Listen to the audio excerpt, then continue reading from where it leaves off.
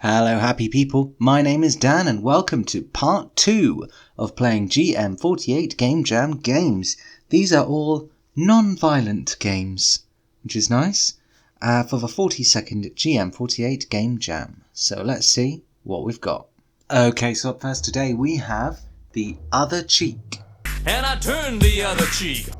And what you were doing in The Other Cheek is protesting. I don't know what you're protesting, but you're protesting. You're fighting the power, and whatever you are protesting must be a pretty good cause, because these people are firing sludge balls and guns at you for doing such a thing. So you're gathering these people, and as you gather more people, it zooms out, and it's a fairly simple, straightforward game. And you just have to get as many people as you can. So I've got 28 people on board, now 30. So, I'm getting quite a crowd going. It's going quite snazzy. It zooms out again. You've got more people here. So I'm going to try and recruit some more people, gather people up and fight the cause, which I still don't know much about. But, fight the system. And then something happens. I found this a little odd. So I was in this lovely big park. I'm going to gather all these people together. I'm going to protest and fight the power, and I don't know what this blue line of people are at the bottom, but we're going to recruit or fight them. We're going to take down the system that's doing things that we don't like, and then suddenly everyone dies, but in a non-violent way. So we win. What a weird twist of fate. I like it. Okay, so up next we have got Lost Child. Lost Child is a game by Single Shot, who, like Alison from the last video, has quite a unique style. And this time, what they've done is made something a little bit different. What he's done is actually made a mouse-controlled game. Unlike the previous games he's done keyboard and gamepad support, this time it's all in the mouse. You are this fairy creature, and you are using the mouse to guide this lost child through the forest and off to freedom, which is cool. I like the concept.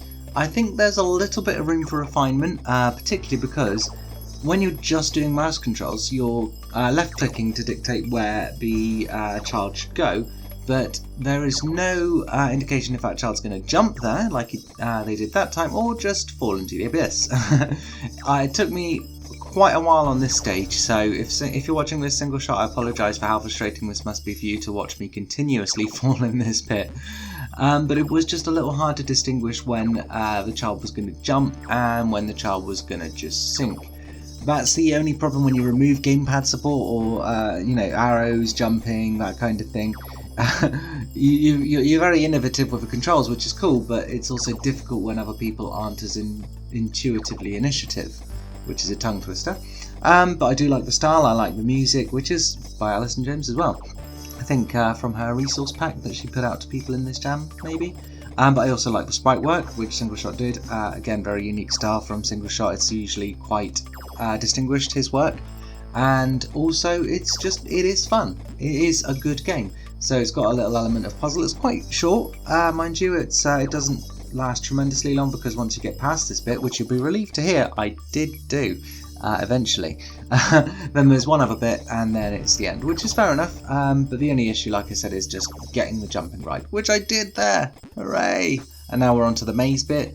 So I tried right, and then right, left, and you get the picture. I got the right combination in the end and made it out of the forest. So it's a good entry, this one. Like I said, I do like the sprite work, I do like the style, I like the way it's, all put together. And I made it out. Hooray. I am free. So it's a good entry. Just tricky to land the jumps. But it's a good entry. I enjoyed it. Okay, so up next today we have got Spread a Smile. And in Spread a Smile, what you have to do is collect candies on the street, which people have just left lying around. You don't worry about that, you just pick them up, because they are also your ammunition. What you then do is go into the houses and shoot the unhappy faces out of these people to spread a smile to them. And in doing so, you get a better score. And if you get the best score, then you will climb the leaderboards, which is good, but you don't want to run out of sweets. So you see there, I missed a couple of shots and I lost. So I left one unhappy face on that person. I need to go back and collect some more sweets and have another go. It's basically a continuous, endless loop. If you go onto the map, which I do at some point, I can't remember when, you can see the more difficult houses have yellow squares on them to indicate tougher challenges. There you go. So some of them super duper difficult. And what you have to do is collect the sweets and use them as your ammunition and build your score. The harder the levels or houses, the better they score. So this is a 1-star house, which means fairly easy, and I completed it and I won some score.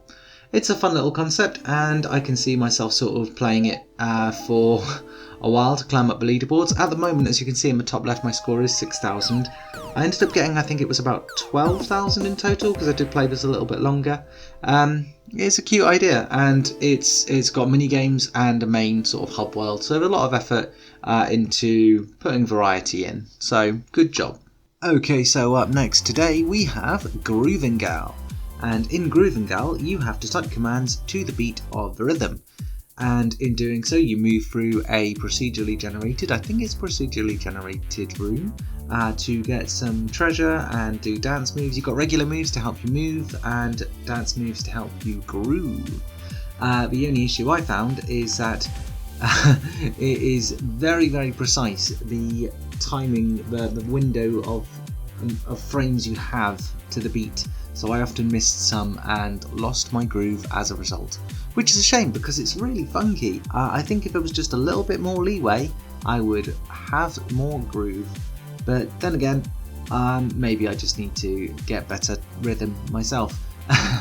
It's a good game though, unique for sure. I'm reminded a bit of Crypt of the Necrodancer. I can say it eventually. Yeah, it was a good one, and also the funky beat. I enjoyed that. So that's going to wrap it up for today. I hope you did enjoy, and if you did, stick around. Like I said before, there's not many entries this time, but there are some more, so we're going to check them out. Until then though, bye!